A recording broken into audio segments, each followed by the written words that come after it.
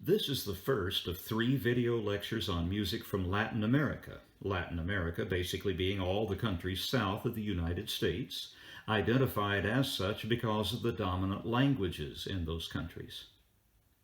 In this video, I'll be examining a wonderful example of the revolutionary genre Nueva Canción, New Song, which had its origins in Chile during the 1960s and spread throughout the region during the revolution-rocked decades that followed.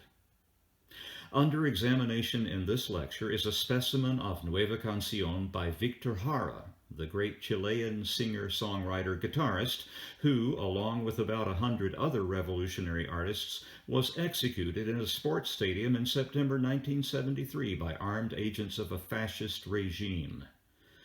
The execution was a particularly cruel one. I'll let you look into that if you have the stomach for it. The song is El Aparecido, roughly The Apparition, dedicated to Che Guevara, written in 1967, a few months before that revolutionary leader's own murder. I'm not going to try to present that gruesome history to you, but I do believe that it all bears looking into if you want to understand the forces that have shaped the United States, of which most of you are citizens, during the 20th century. The song does have a revolutionary tone, of course, and as I point out its many interesting features in my effort always to try to lead you to a deeper understanding of music in general, it will be important for you to keep in mind the entire time what this song is about.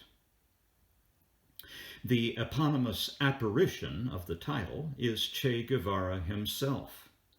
And the portrait that is painted in this music is of a man who had seriously riled some very powerful people and thus found himself in the position of a fugitive.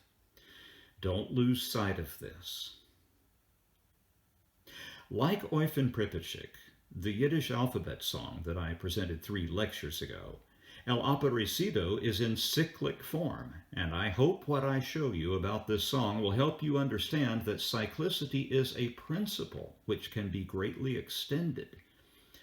This song is much more formally complicated than Oifen Pripitschik. If you'll hold that in mind and are prepared to notice music that gradually becomes familiar, as would of course be the case in a song in cyclic form, in which you keep hearing the same elements over and over, then I think we should go ahead and listen to the song. Try to notice as many things as you can. This music does require an effort of you.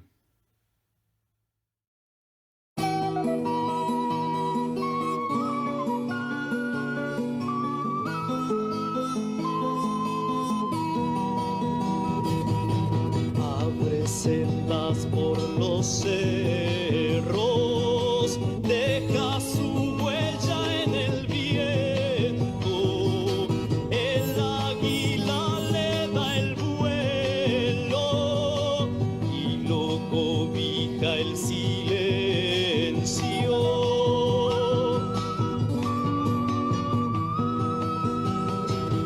Nunca se quejó del frío, nunca se quejó del sueño. El pobre siente su paso y lo sigue como ciego. Córrele, córrele, córrela, por aquí, por aquí, por allá. Córrele, córrele, córrela, córrele que te van a matar. Córrele, córrele, córrela, córrele que te van a matar. Córrele, córrele, córrela.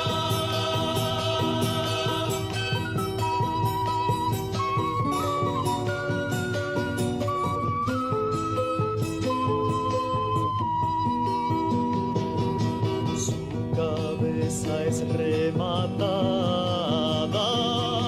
por cuervos con garra de oro, como lo ha crucificado la furia del poderoso.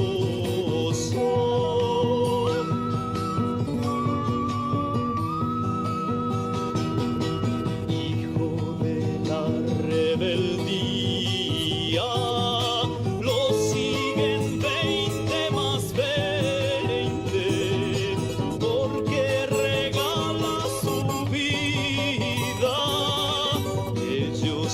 quieren dar muerte. Córrele, córrele, córrela, por aquí, por allá.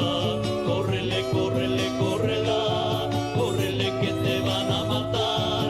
Córrele, córrele, córrela, córrele que te van a matar. Córrele, córrele, córrela.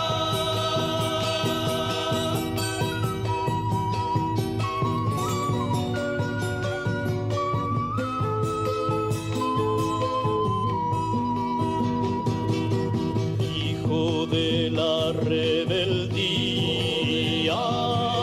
lo siguen 20 más 20, porque regala su vida.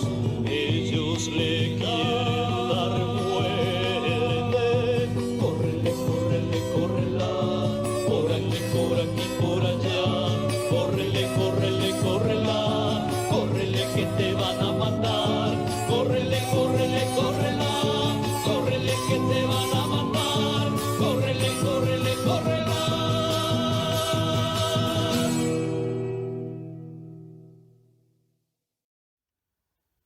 To begin our examination of this song, I'm going to take you through the words. For those to make sense, you're going to have to understand at the outset that there are 4 verses, all sung to the same music, a single refrain, which keeps returning after some of the verses and finally closes the song, and 2 functional sections, an introduction and interlude, played only on musical instruments that set up the cycles and punctuate them, formally speaking. I've presented the original Spanish text, which is by Victor Jara himself, and a rough English translation, which almost certainly misses some of the nuances and, unfortunately, therefore, some of the points. Some sentiments are difficult to translate. Please take a few minutes to absorb the silent matter before the music begins, and I'll rejoin you on the other side.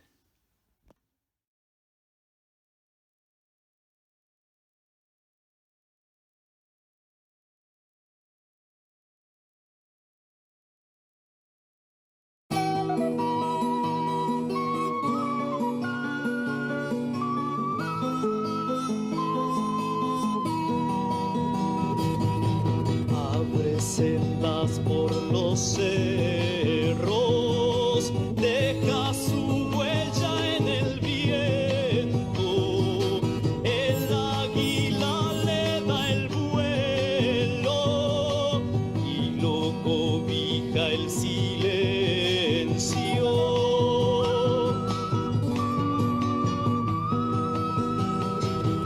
Nunca se quejó del frío, nunca se quejó del sueño.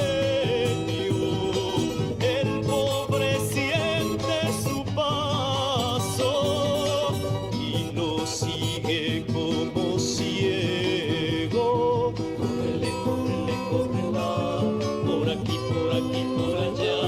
Córrele, córrele, córrela, córrele que te van a matar. Córrele, córrele, córrela, córrele que te van a matar. Córrele, córrele, córrela.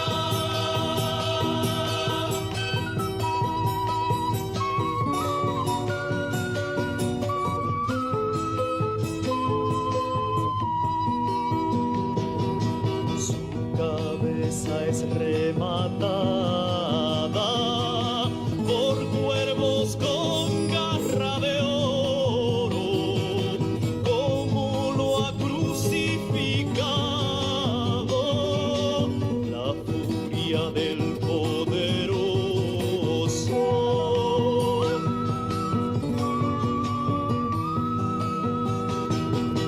Hijo de la rebeldía, lo siguen 20 más 20, porque regala su vida. Ellos le quieren dar muerte.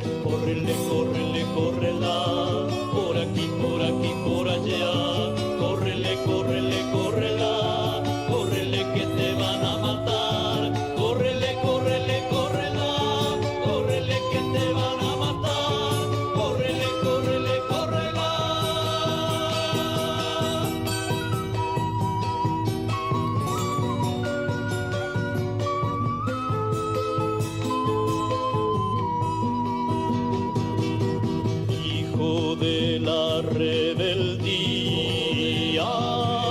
Lo siguen 20 más 20, porque regala su vida. Ellos le quieren dar muerte. Córrele, córrele, córrela, por aquí, por aquí, por allá. Córrele, córrele, córrela, córrele que te van a matar. Córrele, córrele, córrela, córrele que te van a matar. Córrele, córrele, córrela.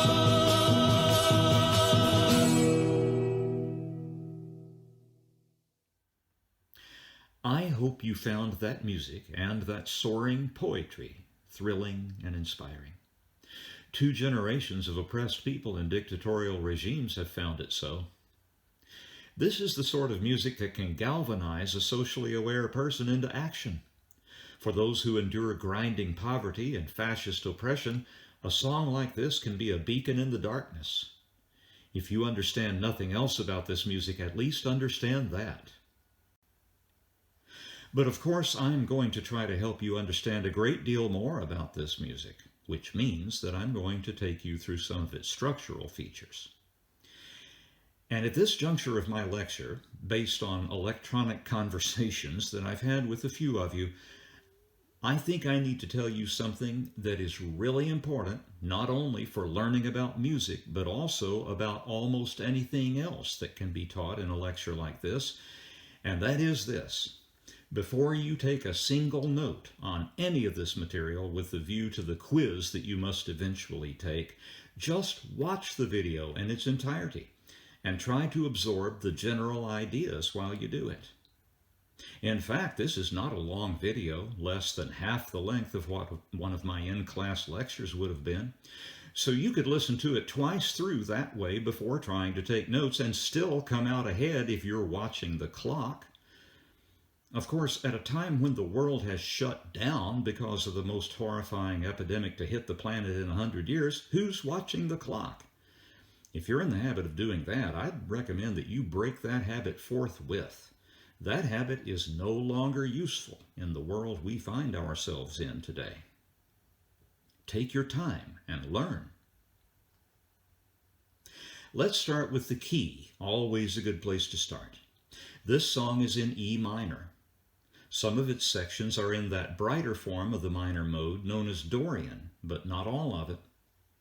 Obviously, as we listen with our ears open to the musical structure, we're going to be listening to phrase endings, the cadences, because those are what determine the antecedent or consequent quality of the phrases. You ought to be familiar with this concept by now, but if you aren't, you probably need to go back to the lecture that preceded this one and try again to understand what I told you there. Since we're going to be listening for phrase endings, that means that we're going to be trying to identify those larger compound structures known as musical periods. And this song contains a real surprise concerning those. Remember when I just told you that cyclicity is not merely a form but a principle that is extensible to large musical units? The same is true of periodicity. You'll recall that I defined a musical period as a compound musical structure consisting of at least 2 phrases in an antecedent-consequent relationship. The qualifier "at least" is important. That means that 2 phrases is the bare minimum. This song's periods consist of many phrases, with that antecedent-consequent relationship governing very large spans of musical time. While you watched the lyrics a short time earlier, I hope you noticed occasional references to 6/8 time and sesquialtera metrical rhythm. I want to give you a short explanation of that. 6/8 time is that lilting version of duple meter that we've already encountered in the Navajo song Shisanehe and the Bulgarian Pravo Horo. It's called 6/8 time because there will always be either 6/8 notes in each measure or notes of other values that add up to the same thing.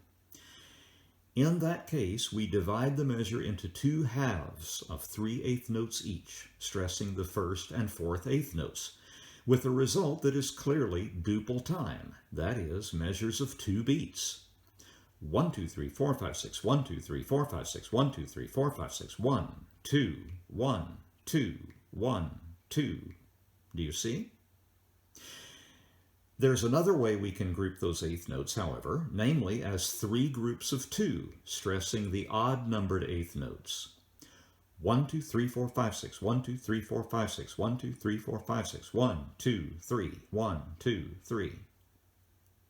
That is clearly a triple time division. Listen to the effect when I alternate between them. 1, 2, 3, 4, 5, 6, 1, 2, 3, 4, 5, 6, 1, 2, 3, 4, 5, 6, 1, 2, 3, 4, 5, 6, 1, 2, 3, 4, 5, 6, 1, 2, 3, 4, 5, 6, 1, 2, 1, 2, 3, 1, 2, 1, 2, 3. If I alternate between those possibilities or present them simultaneously, that is sesquialtera metrical rhythm, a rhythmic feature of some Latin American music in which those two ways of grouping 6/8 notes are both present in the music simultaneously.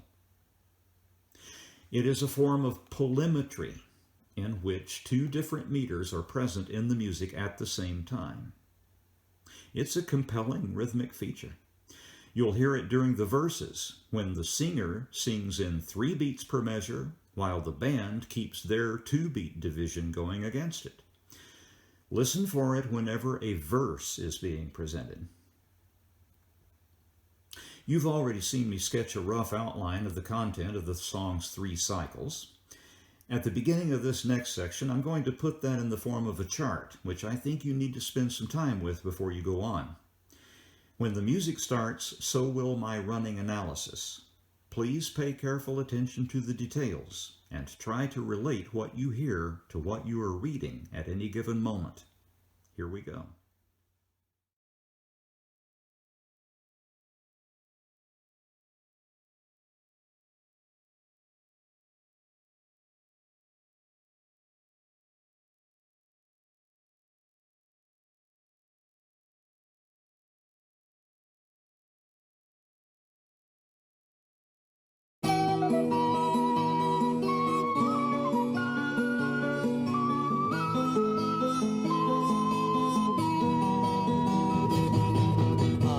Sendas por los cerros, deja su huella en el viento. El águila le da el vuelo y lo cobija el silencio.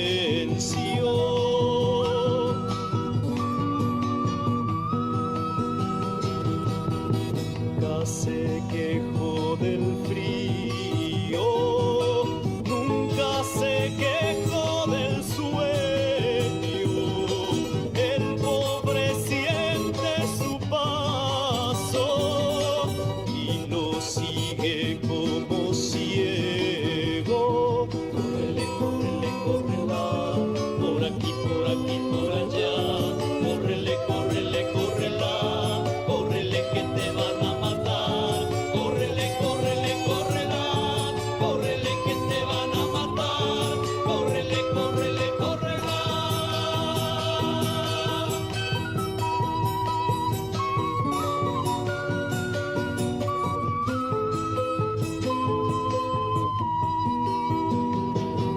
Su cabeza es rematada por cuervos con garra de oro, como lo ha crucificado la furia del poderoso.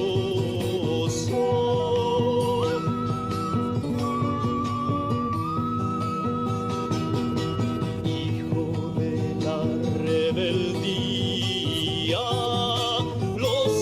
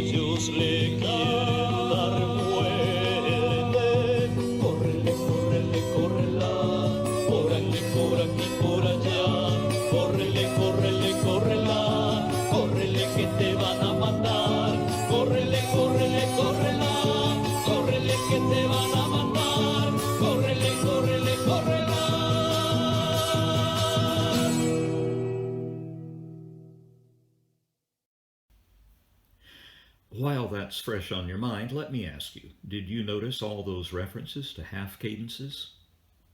In cycle 1, where I analyzed the verses down to the phrase level, we discovered that there are 4 phrases in each verse, all of them ending on long notes, and all of them ending on half cadences. That was true of verse 1, and then again of verse 2. And as I indicated in my analysis of cycle 2, the verses behave there exactly as they did in cycle 1. That is, all of the verses' constituent phrases ended on half cadences. The implications are profound. All of the constituent phrases of the 2 verses in each cycle exhibit an antecedent quality. The entire verse, therefore, exhibits an antecedent, that is, unfinished, quality. So when is the resolution to the tonic coming? It's got to come sometime, doesn't it?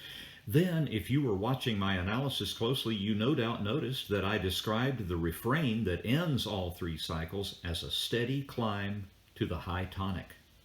That is where each of the cycles ended, on the high tonic. That's an authentic cadence. That single section that ended each cycle is the consequent quality section that finished a gigantic musical period. The reason I'm pointing this out to you is that such expert handling of structural elements in music so that the tension of irresolution is maintained for an extended period of time before being finally resolved is the hallmark of a talented composer. Victor Jara was no mere songsmith. He was a composer of the highest rank. Both Eufen Pripitschik and El Aparecido are cyclic songs, but look how simple and repetitious Eufen Pripitschik is, and how extended and complex El Aparecido is. Understand, I'm not suggesting that you rank them. I wouldn't dream of doing that myself, and it's not my point anyway. I'm not about to tell you that El Aparecido is a better piece of music than Eufen Pripitschik, because that really is a matter of personal taste, and one should probably be loath to express such opinions as facts. I will tell you, however, that El Aparecido is just filled with the kind of compositional virtuosity that lends it the marks of greatness. Greatness depends largely on the grandeur of the overall conception. Look at what Victor Jara is trying to accomplish with this music, and look at how much he pours his compositional training and talent into the production of a really astonishing work of art. I trust you also saw some references in that last pass-through to text painting. This is something I've talked about before when we were meeting as a class, and I hope you've retained some memory of what that means. Basically, text painting is all the decisions that a musician makes when setting a poem or some other text to music. In other words, text painting has nothing to do with the choice of words, for those have already been chosen, but with all the musical decisions one makes in order to highlight the meaning of those words, either directly or ironically. This is a really big subject, and I'm going to take it up in Lecture 2 of this 3-part series. For now, I'd like you to watch a performance of this song at the festival Viña del Mar, northwest of the Chilean capital, Santiago. This is by Inti Illimani, the same band you heard in that recording. In this performance, the band has been somewhat augmented. You'll be able to see the quena as it's played, and it should also be easy to spot the sesquialtera metrical conflict during the verses when the singer is singing 3 beats to the measure while the rest of the ensemble maintains duple time. From time to time, some footage of Che Guevara rolls across the large screen behind the band, and the crowd just goes wild. It's a thrilling performance, and I hope you enjoy it. When you're ready, then, proceed to the quiz that accompanies this lecture.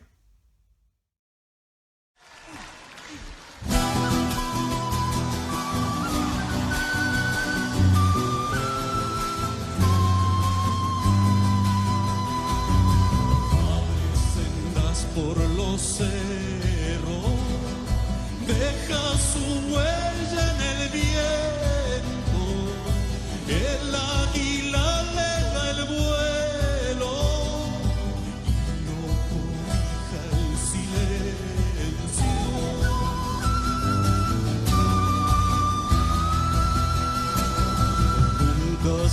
quejo del frío.